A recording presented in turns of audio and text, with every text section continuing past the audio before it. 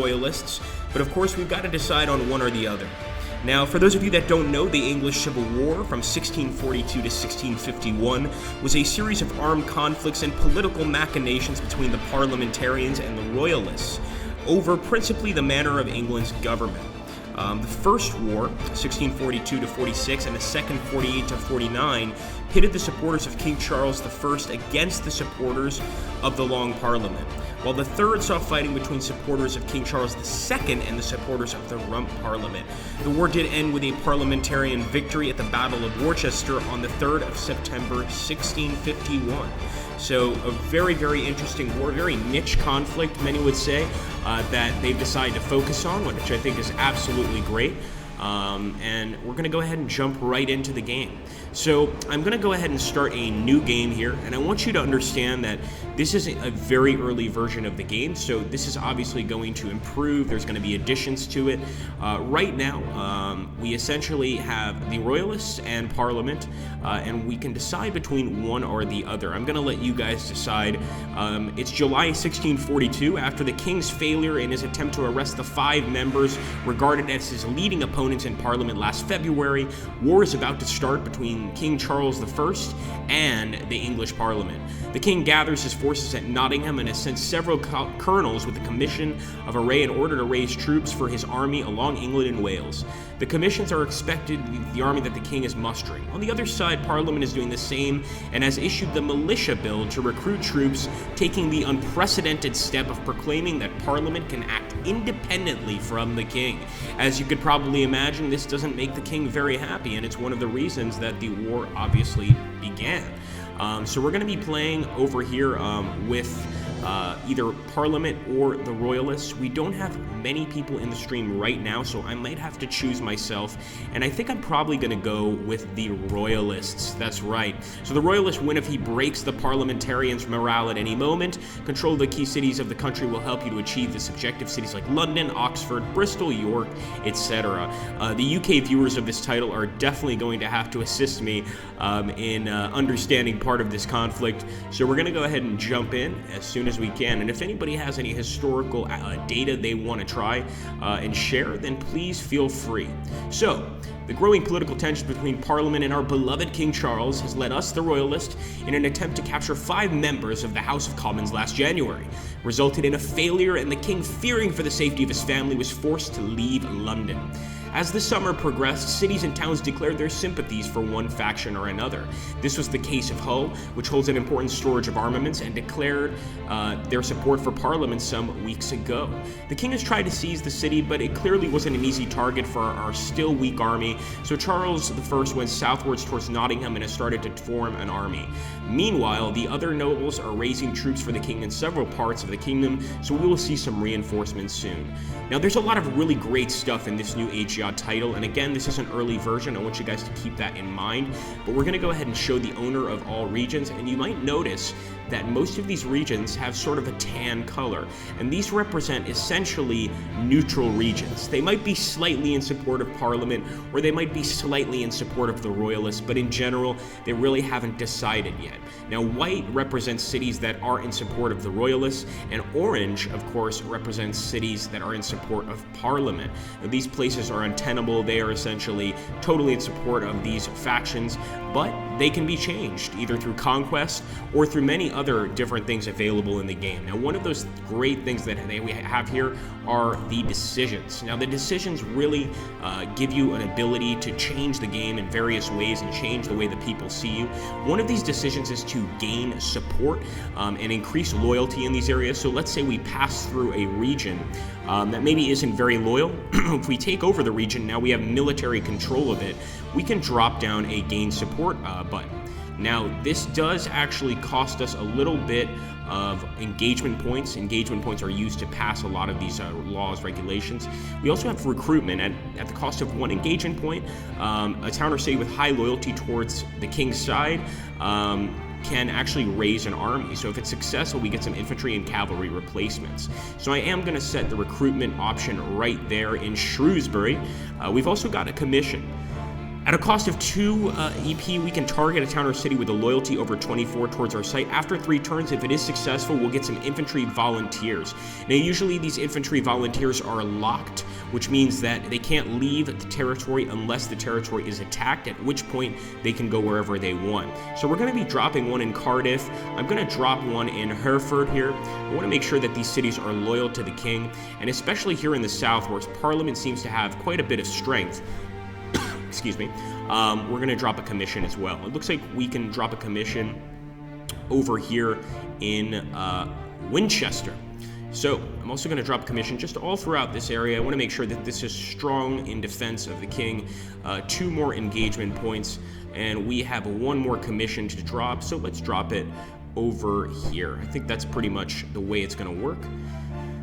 Now, we could do any number of things. We could build defensive works. We could use a scorched earth region to gain back some cohesion from plundering. This is probably something we're going to have to do occasionally, unfortunately. It's not going to make the people happy, of course, and in fact, it make them really detest us, but war is quite ugly at times, and that's just the way things are. So here we go. We're going to jump in right away, and as you can see right now, the king's forces, a beautiful portrait of Charles here, are currently locked. We can see all of the different forces working under him. We've got the Pennymans, we've got the King's Life Guard, we've got the Grey's Dragoons, and obviously we'll get more forces as the game progresses, but right now the forces are locked as history continues. So one thing we're going to do, we're going to proceed to the next turn. And this just processes each day as it goes by. We're going to go ahead and also take a look here at the different list of forces is one thing. We've also got new regiments and replacements, which we can go ahead and try to build up. And this essentially adds replacements to our existing army, making it stronger, obviously. We've also got political decisions and Council of War decisions, but we can't use all of those right now. Now, what we're going to try to do is get 30 war supplies here by grabbing the weapons. We have several, obviously, weapon containment facilities, warehouses, etc., where they store muskets, armor, etc. So we're going to do that. It's going to cost us 2 engagement points, but that's what we can do right now. We can also send a letter to the Queen. Queen Henrietta Maria, and for those of you that don't know, she was a Catholic, which caused a lot of anger, especially with the parliamentarians, left England in February. She went to The Hague in the Netherlands and started raising money for the royalist cause and attempted to persuade the Prince of Orange and the King of Denmark to support Charles's cause. So she's going to start buying arms and equipment for our army in the Netherlands. It's going to cost us 2 action points, but I think it's something we definitely have to do. Let's continue. So it's been 3 turns now, and we can see that some of these areas have raised, in fact, their own tiny band of royalist forces. The same is true, however, with the parliamentarians. As you can see in Warwick, they've managed to gain some support, and one amazing thing about these Age-odd games are the tooltips. If you look at the tooltips, you can actually see the support level for each faction. For instance, Stafford seems to be 24% royalist, 25% parliamentarian, and 51% neutral. They're really not sure where they stand yet, but we're obviously going to change that. So let me take a look here. We also have the forces of Rupert, who is a 2-star general, and of course the king himself, Charles I. And we're going to just give it some time. We're going to end the turn here and hope that everything that's happening is in our favor. Of course, that's not usually the case. I am going to drop another recruitment plot right here in Shrewsbury, a purely royalist area, and we are going to end the turn. Okay, so we can see the parliamentarians are already starting to rise up in these areas, and we've got to do something about that. So there's a lot of different decisions to be made, and I must admit, even I am not totally skilled in AGO's games. It's definitely the kind of game where you absolutely want to read the manual before jumping in. It's definitely a complex strategy game, but I think just about anybody can get into it. You just have to take the time to really learn. In this case, we're going to take this Lancer division from Leicester, and we're going to drop it right into Charles I's army. So we can see that the attack power of Charles I's army is actually a bit stronger. Now I'm thinking that the best idea right here, and this could also be a terrible idea, is to go straight for this parliamentarian stronghold. Doesn't seem to be very strong, and we can go on an assault posture with the king's army and try to take that area. I just think it's far too close to our local area here in Leicester, and I'd like to make sure that it's in our grasp. With Prince Rupert's force, Rupert's force, we are going to try and move to the northeast. I'd actually want to kind of move around this way. We're going to have to sort of skip a few areas to get to the northeast. So I'm going to send Rupert's force over here to gain control here of Worcester, which I think is an important city to cement our claim. And we're going to take Fielding's foot infantry and move them into Hereford. It's going to take them 24 days to get there, and usually this is done on, 15 days per turn, so that could take us a little while. But we've got some nice forces here. Salisbury's foot, I'm going to send them over here to join up with Ruthven. We've got Colonel Ruthven, who is a royalist, and I'm going to take Fitton's foot and send them down to Ruthven as well. This is probably the best way to merge them together and form a somewhat strong army. And we're also going to take a look over here. I think we can get some more recruitment over here, but we are going to eventually start pissing the people off because, let's face it, not everybody wants to go to war. We're also going to drop a gain support icon here, and this is just going to slowly increase our support. Now, right now, the support in Leicester is actually kind of 50-50, so we need to be careful, and that gain support is going to help significantly in getting the people to trust us. So let's end the turn. We may have a battle here, maybe not. The king is moving, and it's a royalist victory. Absolutely wonderful. We destroyed the parliamentarian trained bands, and in fact, we got very lucky because we lost nobody. We lost not a single man of ours was lost, so they were absolutely annihilated. Now, over here, there's a lot of different tooltips that are just really interesting and show you the depth of these battles. So we have here percentage of units that were supplied during the battle, 100%. That's great. Percentage of units which had ammunition during the battle, 100%. Excellent. This is kind of how we want things to work.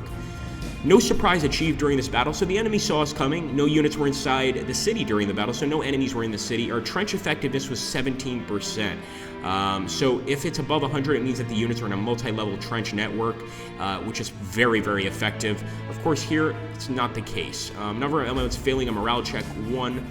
And captured equipment taken during the battle was 2. So this actually goes into our supply and helps us tremendously. And as you guys can see now, there's a royalist flag over Warwick. It's now our territory. And we even got the Northampton's force that we must have liberated from Norwich. And if we're looking at the map now, there's a lot more white areas. These areas are in support of the royalists, and of course the orange areas are in support of Parliament. Unfortunately, London is in support of Parliament big time. So we're going to go ahead and keep our eyes on London for sure. So let's take Charles I's army, and I'm going to keep on moving with him. However, it's usually good to build a depot, so I think I'm going to build a depot first. This ensures that the units nearby are going to make some form of gain in terms of supplies, etc. And I'm going to take Rupert and go southwards to try and take Gloucester from the enemy. We're also going to take the Northampton's force, and actually I'm not going to do any movements with him because I want to build that depot and I want to make sure that he's getting some units, some supplies out of it. So we're going to wait with him, but we'll go ahead and get all of these units into Colonel Ruthven's army. And as you can see, there's a 35% penalty. This is because Colonel Ruthven is only a 1-star general. So it actually might be in our best interest to go ahead and take out a few of these units and create separate bands, essentially. 35% penalty is still there. Let's keep moving until we get a little lower. I can accept basically a 15% penalty, but anything else is a bit unacceptable. So 20%. I think we can live with 20%. Now, what I'm going to do with these smaller bands is I'm going to go for these cities that look like they're essentially undefended. They may or may not be, but they are neutral right now. And I think taking these cities is of utmost importance to us. So we're going to go ahead and move some of our forces down south, some of our forces up north, of course. I'd like to go ahead and reach York, which is a royalist capital and quite an important one. It's a very important city, and it actually is worth a lot of points. We don't want to lose it. So I'm going to take Colonel Ruthven, and I am going to send him to York immediately. Let's go ahead and do that. It's going to take him a while to get there, probably 38 days. And there's just sadly not much we can do about that. We just kind of have to accept the fact that it's going to take us a while. And we've also got Colonel Derby here. Or is it Darby? It might be Darby, I think is the correct pronunciation, in fact. And we're going to send him to Bradford. 59 days. Again, we are crossing mountains, which is going to increase our time to actually get to this location. Another thing that increases the time to get to the location is the weather. Right now it's clear weather, so we don't have to worry about that. But let's end the turn and see how things go. Of course, first I want to see if we can gain more support in these regions. We definitely want to drop that support thing. Unfortunately, I do believe it costs EP. Like I said, this is an early version of the game, so it's not showing up, but yes, it costs us 1 EP to be able to drop a support icon, so we'll drop it everywhere we can just to increase support for the Royals, and we will end the turn. Also want to mention to you guys here that on Tuesday, we have a major stream commemorating the Spring Offensive in World War I, so I hope you guys will show up to that. We're going to be playing a really great game, and I hope you guys will be there to watch that as well. So you can actually select any number of different formations here if you want to do your own thing. Personally, I am not the biggest, how should I put this, expert in terms of the English Civil War, so I'm going to let the AI choose the best option for me, and I hope the AI knows what it's doing. We're facing 113 power. Now, this is just the power of the unit. This doesn't represent how many men are in the army. We're actually about to find out. We've got 481. They've got 132. We should be able to win this. We've also got 3 generals in this army, as well as the king himself, which really assists in unit cohesion and unit morale. So let's go ahead. And it's a Royalist victory. Beautiful. In fact, we totally smashed General Greville's army. If you can look at this, he had 1,536 men. He lost 1,353, including 122 cavalry. Now, we were also bloodied. We definitely bloodied our nose in this battle, losing 448 men and 191 cavalry. And once again, we go back to the tooltips. We can see here that a nearby supply source increased the combat prowess of the unit. This is why building supply depots and having them is so important. The enemy may not have had the same option, and as you can see, the enemy actually showed signs of cowardice during the battle. They did get several lucky shots, but overall we beat them, and I'm very happy about that. And at the Battle of Hull Walls, another Royalist victory. This was actually led by no commander. It's just essentially a group of men, probably a smaller, less important general that isn't worth naming, and we beat General Mealdrum's forces, killing 666 of his men, reducing that army of 1,001 to a much smaller number and making our conquest of Hull an almost certainty. Okay, here we go. I hope to see that white color a lot more here, because that means we're definitely gaining control. And obviously each area we take is significant because we gain money from that city, we gain support from that city, and it really helps to continue winning and really win the war itself. So we got a Royalist victory at the Battle of Gloucester Walls, and 250 enemies down. I mean, you can't get much better than that. Just excellent, excellent stuff. We've got to keep moving. Now, I do see a colonel here, or a general here. I believe he's one of the commanders of the Parliamentarian forces, either the Earl of Essex or Thomas Fairfax. This is a bit too early to be having any sort of, for instance, Oliver Cromwell. He comes a little bit later. He's definitely part of the war, but he's not a major part of the war yet. So as you can see, the Battle of Gloucester Walls, another Royalist victory, and Gloucester is now in our hands. Beautiful. Now, I'm very worried about the Essex detachment here, and indeed it is the Earl of Essex. I'm guessing he's going to be pretty strong, so right now I want to focus on taking territory and not so much on getting into pitched battles, which is exactly what we're doing with our men here. I'm also going to move over here. Now, we could go to Manchester and actually try to take over. We don't have a very strong force, and it looks like the region can't be entered. We may have to enter it a different way, so I'm just going to go through here, cross those mountains, and take these areas. And as you can see, that white is appearing quite a lot, but over here in the southeast, we're seeing a lot of orange, and that obviously shows support for Parliament, which is not necessarily a good thing for us at all. Let's take a look. So I think I'm going to take Rupert's force. I'm going to continue fighting. I wanted to see if I could build a depot, but usually there are depots already located in a lot of these areas. I guess Gloucester would be one of them. Let's move towards Warminster. Funny name that, considering we're in a war. And we'll also keep moving over here towards Taunton. I'm going to make sure that we are on an assault posture, and I want to make sure that my men will not retreat, so we're going to do an all-out attack. Essentially, any man who retreats is a coward. We really are not giving them the okay to go anywhere without our authorization. So this place does have a supply depot. I might keep Charles here.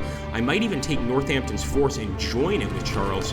This is going to make him a lot stronger, but of course, I want to put him on a defensive posture just in case the Earl of Essex decides to attack. I don't necessarily want to give in to his evil machinations. And we can see that Brooks' army, a parliamentarian, has started actually raised an army. We want to send our men south to face him, and we want to keep moving east. So let's keep going with Stafford here, Colonel Ruthven in Stafford, and we'll also see if we can play any more decisions. So let's take a look at the decision mode. Gaining support, not necessarily going to work here. We could pillage, do a scorched earth policy. Regions will pillage, loyalty will plummet, and the development will be greatly reduced, but up to 50 elements in your troops will gain back 50% cohesion. Considering this is a pretty small force, I don't think we need to do that, but maybe with our larger forces, it's something to consider for sure. So we're going to go ahead and end the turn, hope for the best, and in this case, hope that the Earl of Essex is not going to attack us. That would not be a good thing. All right, a royalist victory at the Battle of Gloucester Walls. Now, Prince Rupert lost 92 men, but killing 692 of the enemy and utterly wiping out some of these cavalry units is going to make us very, very happy with the king. Let's put it that way. Continue, and once again, a royalist defeat this time. That's unfortunate. Even though we managed to more or less wipe out the entire enemy army, they still managed to hold the walls. We lost 249 men, and it looks like our men took off running. And as you can see, lack of ammunition heavily hampered the unit during this fight, so we do need to start building more depots around these areas and maybe even pillaging some of these towns. Royalist victory at the Battle of Hull Walls, and we completely wiped out General Meldrum. He could now be dead, or he could respawn at London, which is the stronghold of the Parliament.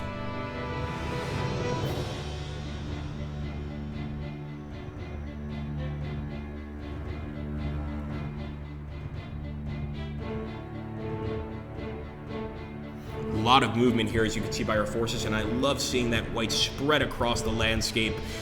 It's exactly the way we win wars. And actually, the Colonel Rupert here is doing very well. The problem is he hasn't managed to take Bristol. I'm going to try to go for Bristol since it's a pretty important city, but he's not in the best shape right now. And it looks like the king is doing pretty well himself. I think I want to head east and head to Cambridge. 31 days to get there. It's not going to be easy to make the trip, but we're going to do it anyway. Okay, there we go. Let's also take our Salisbury Foot and try to go ahead and move into some of these cities. I'm going to do the same with Fielding's Foot. Some of these pro-Parliament cities, we want to make sure that they don't have a leg to stand on. So let's go ahead and do that. And we're also going to take Stradling's Foot and head to Pembroke. It looks like this region is currently blocked in the scenario. Once again, this is an early version of the game, so there's a lot missing that will be added later. For now, we're just going to work with what we have. Let's take this unit of Bull's Foot, head to Manchester, or in this case, head to Nantwich.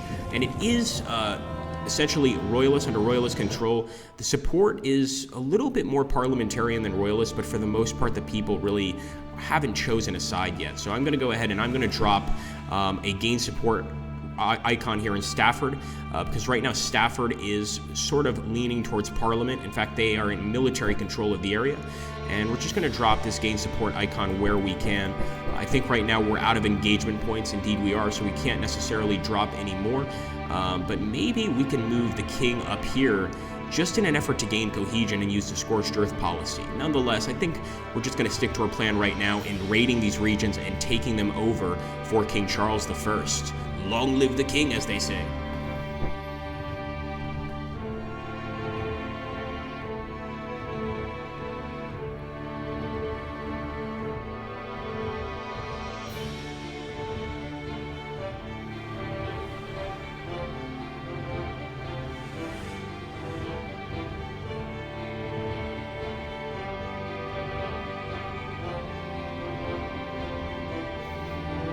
Okay, so we can see some of these areas are still holdout regions, but just dropping our army in this region, Nantwich, got us the support we needed, which is excellent. And if we look at the map from afar, we can see a lot of support for us. Of course, Scotland in this case is completely in support of Parliament, but we are not dealing with them in this particular scenario.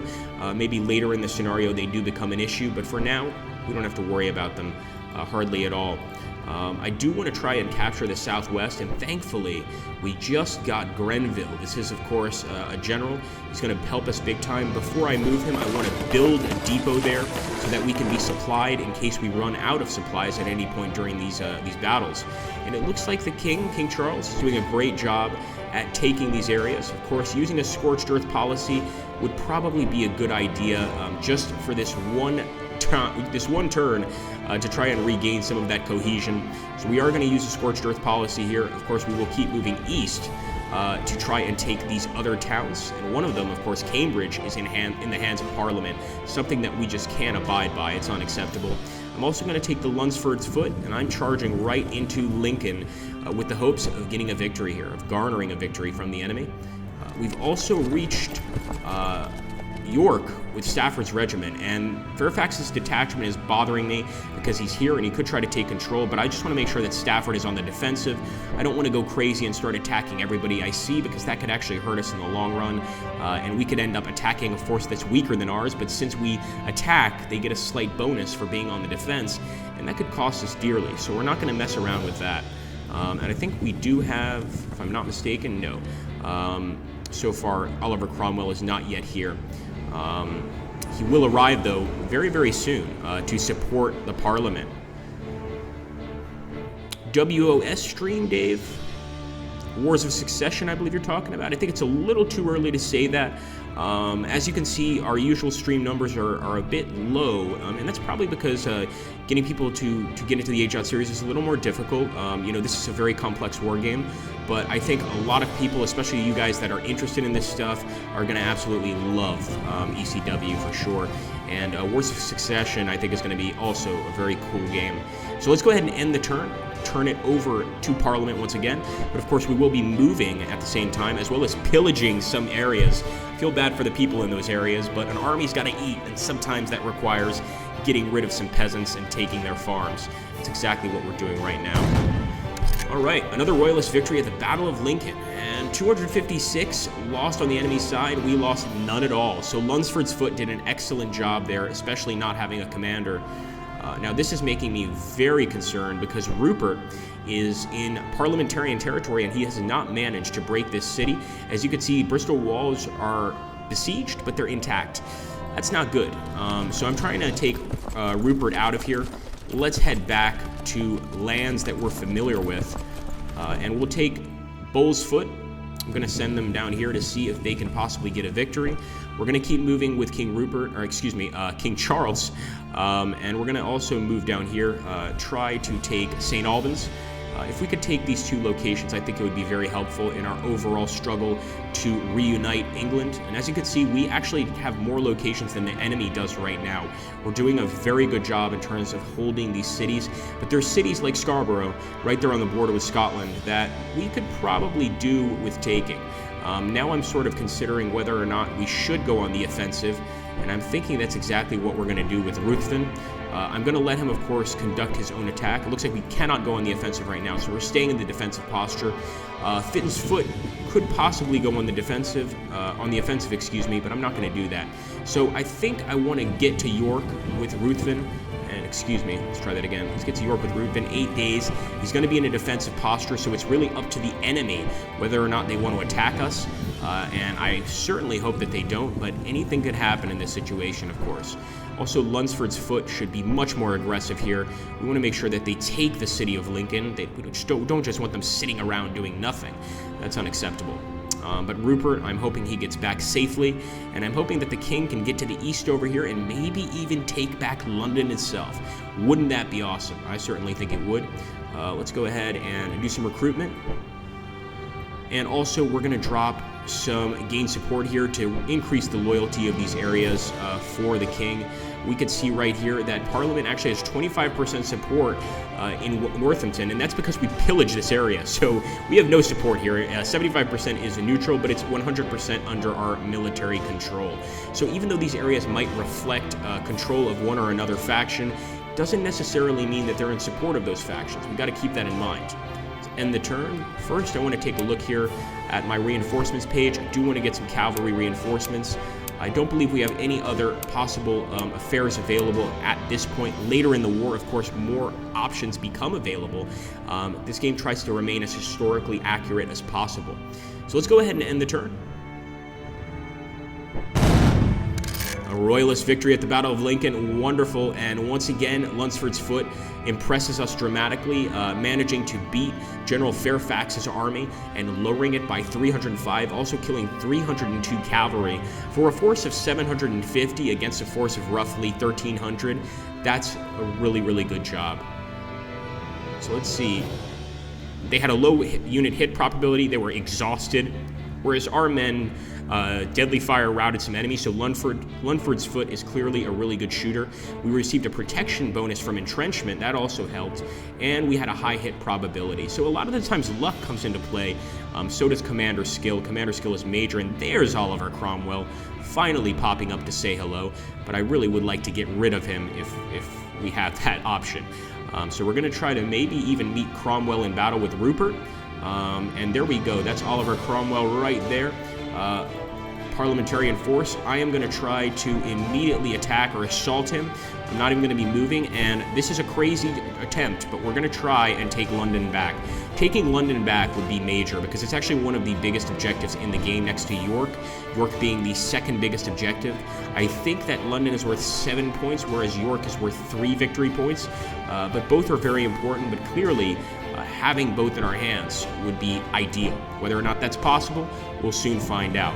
I'm also sending Lord Strange Force Darby, Colonel Darby here, into Doncaster. I'm not sure what's awaiting us. Could be a larger force, but I want to make sure that this area remains under our control. And we're going to have Lunsford's Foot attack once again and try to take this region. Hopefully this time they succeed. And as you can see, beautiful. York is in our control. We don't have to worry about any parliamentarian elements taking it back. So I'm also going to send Colonel Ruthven over here as well. 33 days, it's a bit of a long time to wait, but it is what it is. I mean, obviously, this was a time before public transportation, a time before trains, cars, etc. So moving around could take quite a while, especially if you're carrying a bunch of equipment with you meant for war. So we've got to keep that in mind as well. That's a big issue. Let's go ahead and also take Stradling's Foot. And with Stradling's Foot, I'm going to send them to the south, or to the southeast, more or less, to try and take back some of these locations. But if you look at that map, it's looking really good for us right now. It looks like the parliamentarians hold a lot of locations here in the northeast of the country and the southwest of the country. But for the most part, we are in control of a large percentage of this map. And obviously, that's very, very good for us. Hi, Miguel. How's it going? Thank you so much for showing up. And yes, absolutely. If someone wants to ask anything about the game, please ask Miguel. He knows everything there is to know. In fact, he was able to assist me quite a lot, and it's probably the reason I control all this territory right now. Without his assistance, I really would have no idea what to do. So thank you, Miguel. So let's move over here. We want to try to take Ashby de la Zouche. Very interesting name. And we'll end the turn here. And we didn't forget about our Cornwall force. We're going to start sending them east to try and retake some of those parliamentarian strongholds if we can. I think that's always a good thing. But unfortunately, it looks like General Hampton managed to beat General Rupert, and it makes sense. I mean, if we look at the force we have fewer men significantly than General Hampton, and that led to quite a number of casualties on our side. Rupert is in some trouble. We're probably going to have to get him near a supply depot, maybe even pillage some areas to get back those numbers. So we did win with Colonel Darby, losing 358 men. We lost more men than the enemy, but ultimately we did beat General Fairfax, and that's definitely good. Hopefully getting them out of this area completely, and now it's just one beautiful sea of white. Just all royalist, looking very, very good for us. But obviously Rupert here is not doing well. We do have a depot in this area as far as I know. We also have Byron's force. Now we could merge these two together. We now have 24 command points, pretty substantial, and I'm thinking I want to give it another chance, another shot, and I want to go right back into Warwick. Some people may suggest it's not the greatest idea in the world, but I think it is. We will build a depot here, though, just to make sure that our men are supplied. So we're not going to go to war immediately. But let's head over here with Hopton's army. Hopton's army looks extremely strong right now. So we're going to send them east to Plymouth. and then further east to Exeter. And hopefully he can take these locations. It's going to take him a while to get there, about 34 days, but it's going to be worth it. And look at that. That is just awesome. London is under our control. With London under our control, this being the parliamentarian stronghold, that's really, really going to help us dramatically in this war. So I'm going to make sure that the enemy doesn't just turn around and take London back. I'm going to head west with King Charles and try and take these other locations as quickly as possible. Also want to see if I have any decisions that I could play. I could build a defensive works in London, and this will entrench this area to its maximum level, but since we're leaving, I'm not necessarily sure that's a good idea. And I'm sorry, we're still not in control of London. Shame on me. We've got a parliamentarian flag. I've been playing with Parliament too much on my off time, so I keep thinking this is ours. So we are going to try and attack. We're currently besieging the area, but the structure is still intact, so we are going to try to take over, and this would be a major victory for us, of course. All right, let's see what else we can do here.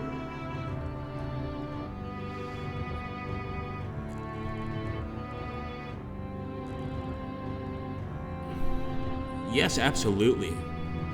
Thank you, Headquarter, the train bands. Yes, I'm hoping that we can beat those train bands. But it looks like they're going to be pretty strong, pretty tough to beat. Nonetheless, we're going to do our absolute best. And in fact, I just want to look really quickly here. Can we storm, play over besieged enemy city? You need a minimum force of 6 CP with 3 elements of infantry. So I don't believe we can use this. It would be awesome if we could right now. I think we're just going to have to accept the situation and go ahead and end the turn. After all, we do control a lot of the territory in this region. Okay, a royalist victory at the Battle of Doncaster. Working our way through Doncaster, we beat General Fairfax once again. 123 men lost, 20 cavalry lost.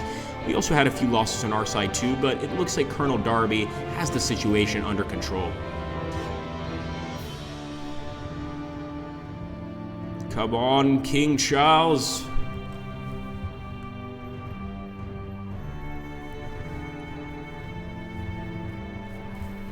All right, and right there is Oliver Cromwell. He's north of us.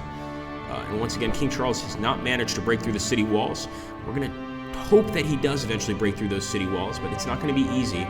Now that we've built a supply depot, I do believe that Rupert's force will start to gain some of that supply back, but we don't have time to wait. We need to march in and destroy this force at Warwick as soon as possible and try to eliminate them as a threat. I think I'm also going to take the force led by Darby here and start moving south. Why not? So let's start moving south. We'll move over here to Northampton as well with our trained bands, or our foot soldiers, I should say. And with Fitton's Foot, I'm also going to head south. Essentially, everybody's heading south because, as you can see, we mostly control the north. It's basically under our boot heel, under the boot heel of the Royals. And I'm going to take Stafford's regiment as well and head south, maybe all the way to London. 93 days, it's going to take a long time for us to get there.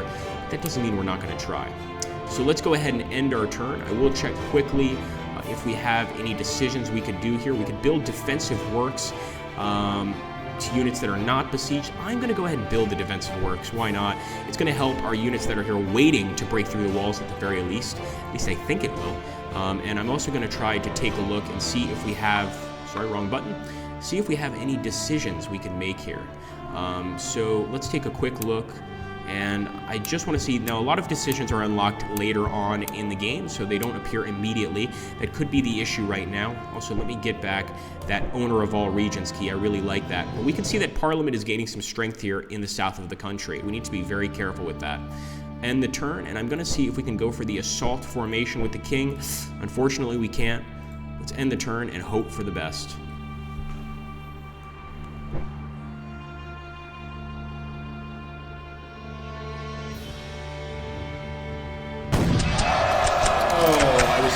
Really hoping we could break through this time, but it looks like General Rupert got beaten again, and I think we probably should have left him there near the supply depot to refit his forces. We moved a little too quickly, and we're just a little too confident in victory there. So Rupert definitely needs to get out of that area. And we can see the trained bands over here, unfortunately, and they're quite strong, 462. As you can see, due to historical attrition, as well as a number of other factors, Charles's army is losing men. You know, that just happens that happens. There's also harsh weather here, snow. I'm sure that some died due to disease. But I love how the Ajax team and the HQ team really managed to recreate a realistic representation of what it's like to be in an army at this time period. I mean, the fact is, it was a lot easier for people to get sick, especially, you know, with so many men together in one place. You know, diseases were spread quite easily, and also just some men that just weren't in it for the fight. Maybe they had families to take care of, farms to tend to, and it just didn't have essentially time to really do anything.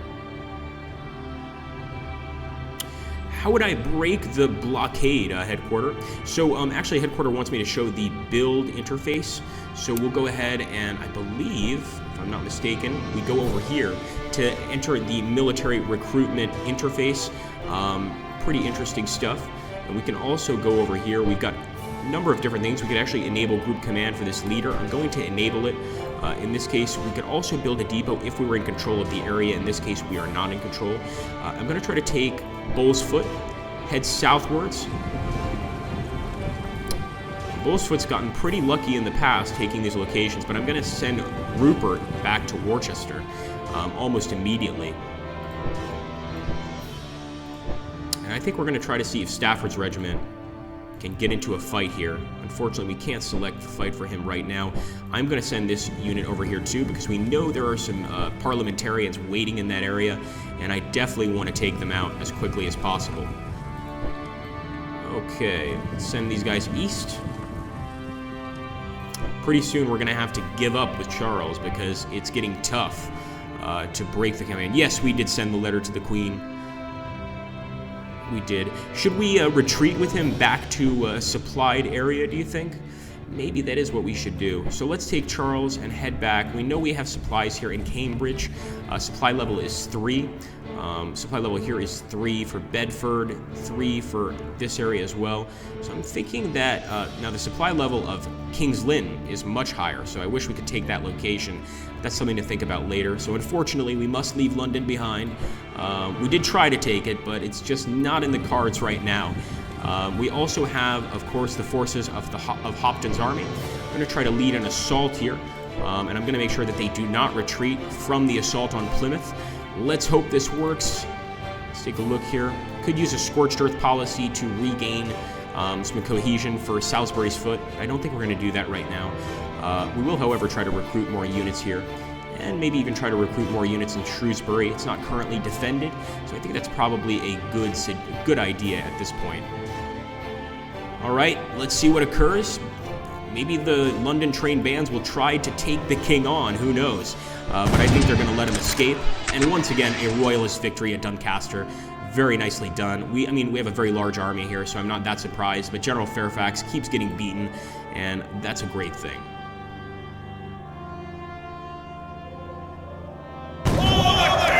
Once again, poor Rupert could not escape, although he did put up a pretty good fight, inflicting 615 casualties on General Hampton. Nonetheless, it's not good enough, and as you can see, his power now is greatly reduced. At one point he was at 200 something, now he's down to 25. That's awful. It's very, very bad. The king is doing a little better now that he's in his own territory, up from 280 to 308, but really it's going to take a while before that number comes back up. Royalists should start taking Oxford and take control of big cities. After that, go ahead and try to hit the enemy forces. Interesting. Headquarter MST is actually sharing some very, very interesting suggestions there, that we probably should have gone for the big cities first. Now, we do have quite a lot of the big cities, and if we look at the map here, we are in control of a lot of the map, but really York and London are the two major cities that you need to control. Let me build a depot over here with Newcastle's army. And actually, MST, could you tell me if we build a depot and move the unit, will the build depot option get canceled? Or can we build the depot and move the unit at the same time so that we kind of kill some time and essentially get to that location faster? I've actually wondered that. As for gain support, I'm definitely going to drop some gain support in Tyrconnell. I'll drop some gain support around here because I want to make sure that the people love us.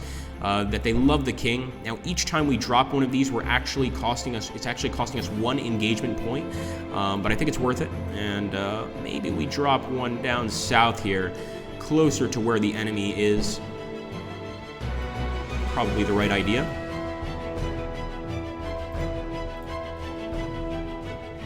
And we've still got some men afoot here. 16 days. My goodness, quite a while.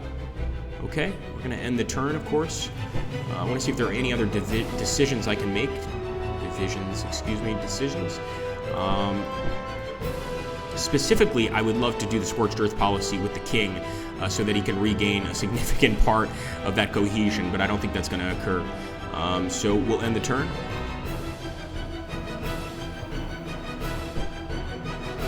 A lot of movement during this turn, as we can see.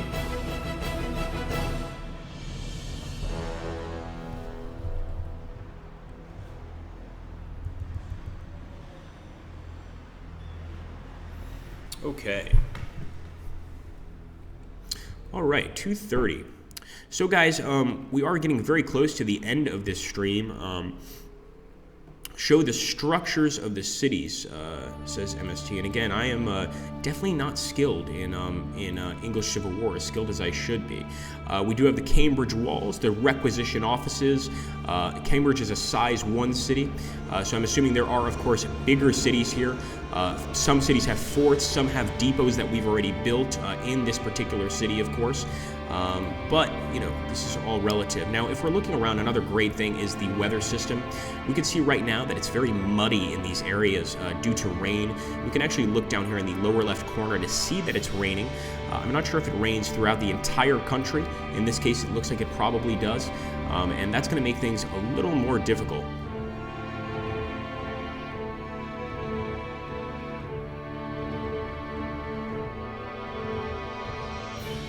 Control plus right button of the mouse. Okay. Yeah, I'm not getting anything for that. Try control plus left. So it's control plus left button of the mouse, but very cool. So here we go, the King's Lynn Wall and King's Lynn the city. And actually, I've never seen this, so this is quite fascinating. If we look at Cambridge, Cambridge has the Cambridge walls, the requisition office, and of course, Cambridge the city itself. All of these are beautifully drawn. I mean, especially for me, the portraits of the actual leaders are what really fascinate me. And obviously, the city buildings are beautiful as well. But those portraits are just so realistic. They just really are true to life as to what these people actually looked like at the time that this conflict was happening. So really fascinating stuff here, of course. But anyway, I want any of you interested to ask questions. I'm guessing that Miguel and Headquarter MST are probably the best guys to respond to your questions regarding the English Civil War. We don't have a release date yet. We will have one very, very soon. But I hope that you guys are enjoying so far, and I hope you guys want to see more AGIOD. Now, we're going to be having a stream on Tuesday at the same time, 5 p.m. Eastern, 5 p.m. Central European time, and we're going to be playing a World War I game to commemorate the Spring Offensive during World War I. So I hope to see you guys there. But obviously, MST is here to answer your questions, any questions you may have. And I do hope I represented the game well. There's a lot in this game that I simply don't know, and certainly it's a game you really want to study the manual. It is complex, but like I said before, you can learn it. You can absolutely learn it. One of the games that I learned was Ali Akda S, which was quite complex initially, but once I got into it, it's probably one of my favorite games at this point. And no worries, MST, that's okay. Not a problem at all. Newark also has a requisitions office. So thank you so much for stopping by, guys. Like I said, I hope you enjoyed all of this. Before I leave, I want to show you the objective screen to kind of show you the amount of casualties we had. It's one of for me, the most interesting things about these games. So if you look over here, we've lost 3,890 men. However, the parliamentarians have lost 7,135, and we've also taken 3,200 parliamentarian prisoners. Our total victory points are 66. Our current morale is 102. The win level is 175. So we were actually doing not so bad, especially for a novice like me. And the parliamentarians were losing significant victory points here, and their combat power also wasn't very good. I also wonder how prisoners were treated during the English Civil War. If it's anything like most wars, they probably weren't treated very well. Nonetheless, that does fascinate me, and it looks like towards the end of this conflict, the parliamentarians definitely have southeastern England, but I think had we continued, we could have easily taken these areas over here in the southwest, and they would have been stuck with a very tiny portion of land over here. Who knows? We may have even eventually been able to take London itself. And thank you, Headquarters. So he's letting us know that they are going to be adding more cities. You can see that some regions don't have cities right now, and if I'm not mistaken, with the AJOT system, you can only have one city per region. But of course, more cities would add to the fun of the game. It's already really fun for me. And as you can see, another reason to take cities, you're going to be making some income from those cities. They're very important to take. If you just sit in one part of the map and hope that your armies are building and rebuilding, that's just not going to work in a game like this.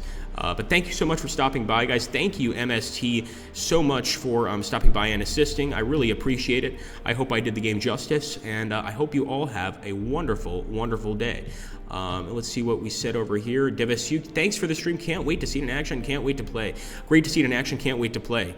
Absolutely. I will love to do some more streams on the game, especially when it comes out. Maybe we'll do another one, and maybe I'll have a little more knowledge of the game so that we could maybe, who knows, take London for the Royalists. But who knows, maybe next time we'll play as Essex and the Parliamentarians. We'll have to see how it goes. Thank you so much, guys. Take care and have a wonderful, wonderful day. Oh, also, happy St. Patrick's Day to everybody.